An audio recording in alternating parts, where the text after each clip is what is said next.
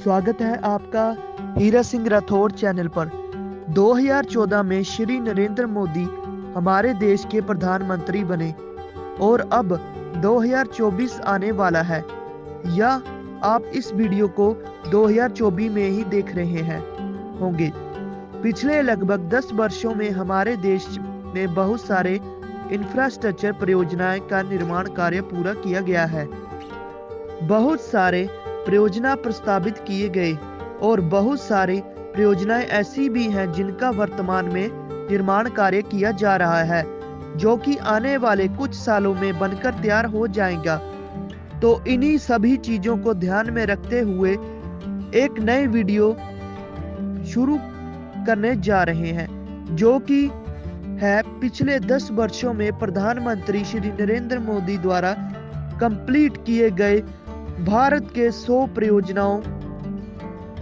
इस वीडियो श्रृंखला में मैं आपको यह जानने की कोशिश कराऊंगा कि प्रधानमंत्री नरेंद्र मोदी ने क्या क्या किया है। यह वीडियो सीरीज पार्ट 1 है और इस पार्ट 1 में मैं आपको 10 परियोजनाओं के ऊपर चर्चा करने वाला हूं, यानी कि इस पूरे वीडियो सीरीज का 10 एपिसोड होने वाला है और यह इसका पहला एपिसोड है। तो आपसे अनुरोध है कि कमेंट बॉक्स में आप सभी बताएं कि आपको यह एपिसोड कैसा लगा, और अगर वीडियो पसंद आए तो प्लीज वीडियो को लाइक और चैनल को सब्सक्राइब करना बिल्कुल ना भूलिए। तो चलिए शुरू करते हैं।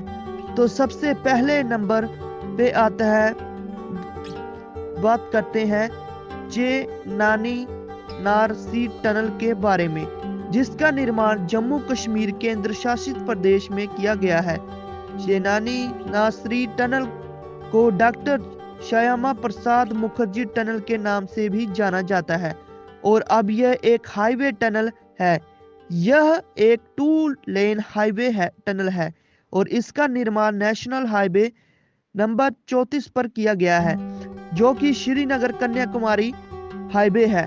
और इस टनल की कुल लंबाई 99.2 किलोमीटर है।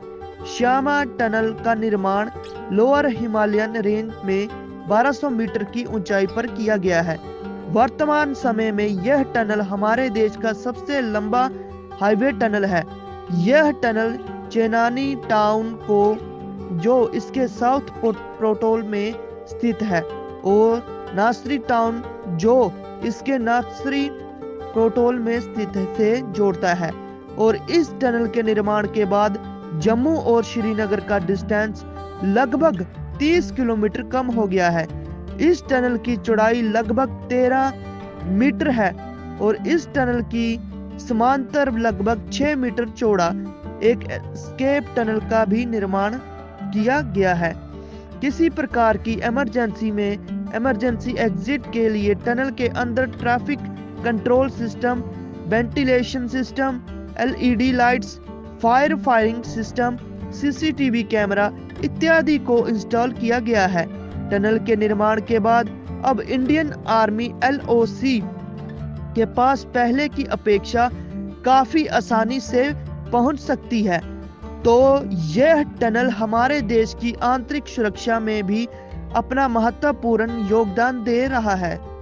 इसके साथ ही कनेक्टिविटी बेहतर होने के कारण पर्यटन के क्षेत्र को भी बढ़ावा मिला है। टनल का निर्माण कार्य शुरू 2011 में किया गया और इसका उद्घाटन हमारे देश के प्रधानमंत्री श्री नरेंद्र मोदी द्वारा 2 अप्रैल 2017 को किया गया। टनल के निर्माण में लगभग 3720 करोड़ खर्च किया गया और इसका निर्माण आईलैंड FFC लिमिटेड द्वारा किया गया। नंबर 99 पे बात करते हैं वेस्टर्न पैरेलल एक्सप्रेसवे के बारे में, जिसका निर्माण दिल्ली NCR में किया गया है और यह एक्सप्रेसवे हरियाणा राज्य में स्थित है। इस एक्सप्रेसवे को कुंडली मानेसर पलवल एक्सप्रेसवे के नाम से भी जाना जाता है, जिसको कि संक्षिप्त में KAP एक्सप्रेसवे भी कहते हैं। ये एक्सप्रेसवे परियोजना हरियाणा राज्य के सोनीपत जिले में कुंडलिन से शुरू होकर खोदा, जसोर, खेरी, बादली, मानेसर, सोहना होते हुए पल्लवल के पास जाकर समाप्त होती है। यह एक ग्रीनफील्ड 6 लेन का एक्सेस कंट्रोल एक्सप्रेसवे है और इसकी कुल लंबाई 1354 किलोमीटर है। वेस्टर्न पेरिफेरल एक्सेस एक्सप्रेसवे को दिल्ली शहर के पश्चिम से बनाया गया है। इस एक्सप्रेसवे के निर्माण के बाद चंडीगढ़ से जयपुर या चंडीगढ़ से आगरा जाने वाले वाहनों को दिल्ली शहर के अंदर प्रवेश करने की जरूरत नहीं है, जिसके कारण शहर के अंदर ट्रैफिक व्यवस्था में काफी हद तक सुधार हुआ है और प्रदूषण में भी कमी आई है। इस परियोजना के निर्माण को सबसे पहले वर्ष 2003 में प्रस्तावित किया गया था और इसका निर्माण कार्य 2006 में शुरू किया, परंतु इसका अधिकांश निर्माण कार्य 2014 के बाद ही कंप्लीट किया गया। नवंबर 2018 को इस परियोजना का उद्घाटन देश के प्रधानमंत्री श्री नरेंद्र मोदी द्वारा किया गया। लगभग 50,000 से ज्यादा ट्रक्स वेस्टर्न पेरिफेरल एक्सप्रेसवे को प्रतिदिन इस्तेमाल करती हैं। वेस्टर्न पेरिफेरल एक्सप्रेसवे के निर्माण में लगभग 400 करोड़ खर्च किया गया। अब बात करते हैं नंबर 98 पे बात करते हैं ईस्टर्न पेरिफेरल एक्सप्रेसवे के बारे में, जिसका निर्माण भी दिल्ली एनसीआर में किया गया है और यह एक्सप्रेसवे हरियाणा और उत्तर प्रदेश राज्यों में स्थित है। ईस्टर्न पेरिफेरल एक्सप्रेसवे का निर्माण दिल्ली शहर में पूर्व किया गया है और इसको कुंडली गाजियाबाद पलवल एक्सप्रेसवे के नाम से भी जाना जाता है। और आपको बता दें कि ईस्टर्न पेरिफेरल एक्सप्रेसवे और वेस्टर्न पेरिफेरल एक्सप्रेसवे दोनों मिलकर दिल्ली शहर के लिए रिंग रोड का काम करती हैं। ईस्टर्न पेरिफेरल एक्सप्रेसवे हमारे देश का नेशनल एक्सप्रेसवे नंबर 2 है, जिसको कि संक्षिप्त में NE2 के नाम से भी जानते हैं। ये एक्सप्रेसवे हरियाणा राज्य के सोनीपत जिले के कुंडलिन से शुरू होकर उत्तर प्रदेश राज्य के बागपत, दादरी, मजूपुर, मोहना होते हुए हरियाणा राज्य में पलवल के पास जाकर समाप्त होती है। यह एक ग्रीनफील्ड 6 लेन का एक्सेस कंट्रोल एक्सप्रेसवे है और इसकी कुल लंबाई 135 किलोमीटर है। इसका निर्माण कार्य 2015 में नवंबर में शुरू किया गया था और 27 मई 2018 को इसका उद्घाटन प्रधानमंत्री नरेंद्र मोदी द्वारा किया गया। आपको बता दें कि वर्तमान समय में ईस्टर्न पेरिफेरल एक्सप्रेसवे को यमुना एक्सप्रेस वे से नोएडा के पास लिंक किया जा रहे हैं। इस एक्सप्रेसवे का निर्माण से आगरा से चंडीगढ़ जाने वाले लोगों को दिल्ली शहर के अंदर प्रवेश करने की आवश्यकता नहीं है।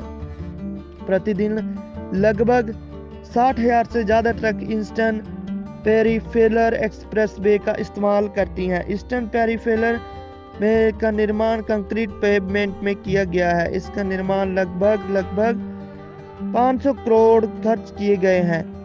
नंबर 97 पे बात करते हैं तो अटल टनल के बारे में, जिसको कि रोहतांग टनल के नाम से भी जाना जाता है और इसका निर्माण हिमाचल प्रदेश राज्य में किया गया है।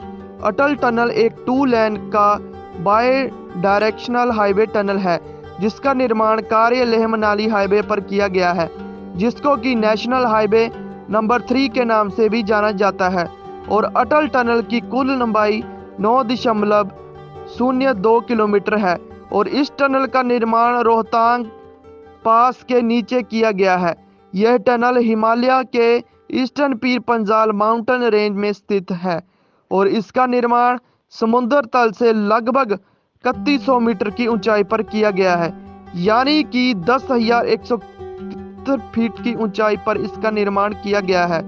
इस प्रकार 10,000 फीट या इससे ज्यादा ऊंचाई पर बनने वाला यह दुनिया का सबसे लंबा टनल है। यह एक ऑल वेदर हाईवे टनल है और इसके अंतर्गत सभी आधुनिक सुविधाएं उपकरणों को इंस्टॉल किया गया है। इस टनल की चौड़ाई लगभग 10.5 मीटर है। अटल टनल के बन जाने के कारण लेह और मनाली के बीच की दूरी लगभग 46 किलोमीटर कम हो गई है और रोहतांग पास के पास हैवी स्नोफॉल के बावजूद भी ट्रैफिक सुचारू रहता है। टनल के निर्माण के कारण हिमाचल प्रदेश और लद्दाख के पर्यटन के क्षेत्र को भी बढ़ावा मिला है। टनल के निर्माण के कारण अक्साई चीन और सियाचिन ग्लेशियर जैसे क्षेत्र रेस्ट ऑफ इंडिया से अब बारहो मास कनेक्ट रहते हैं। अटल टनल के निर्माण कार्य को 3 जून सन 2000 में हमारे देश के पूर्व प्रधानमंत्री अटल बिहारी वाजपेयी द्वारा प्रस्तावित किया गया था और 6 मई 2002 में इस टनल के निर्माण के लिए अप्रोच रोड का निर्माण कार्य प्रारंभ किया गया। और बता दें कि अधिकांश निर्माण कार्य 2014 के बाद पूरा किया गया और 3 अक्टूबर 2020 को इस टनल का उद्घाटन प्रधानमंत्री नरेंद्र मोदी द्वारा किया गया और इन कुछ प्रमुख कंपनियों द्वारा इसका निर्माण किया गया है। अब बात